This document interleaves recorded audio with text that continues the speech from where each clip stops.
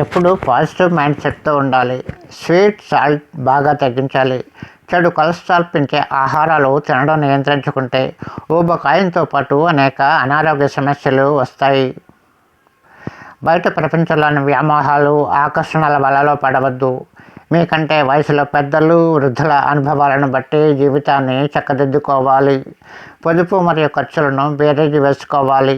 అవసరమైతే ఖర్చులు తగ్గించుకోవాలి. బోరింగ్ లైఫ్ వద్దు, ఎప్పుడు బిజీగా ఉండాలి. కోపం, ద్వేషం, అహంకారం నియంత్రించుకోవాలి.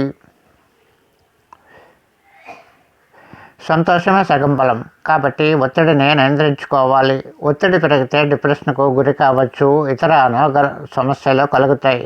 ప్రతి చిన్న పనికి బైక్ ఉపయోగించవద్దు. వాకింగ్ చేయడం మంచిది. తక్కువ క్యాలరీల ఆహారంతో బరువు తగ్గాలనుకుంటే బియ్యం, గోధుమలతో చేసిన ఆహారాలు తినడం తగ్గించాలి. మద్యపానం, ధూమపానం వల్ల పొందే ఆనందం కంటే నా కుటుంబమే ముఖ్యం అనుకుంటే చెడు వ్యసనాలకు దూరం అవుతారు. మనం బాగుంటే మన కుటుంబం బాగుంటుందని గ్రహించాలి. వారంలో 2 రోజులైనా వండని ఆహారాలుగా ఫ్రూట్స్ తినడం అలవాటు చేసుకోవాలి. Worry free, tension free life కోసం తగిన ఆహార, జీవన విధానాలు తప్పనిసరిగా అందరూ పాటించాలి.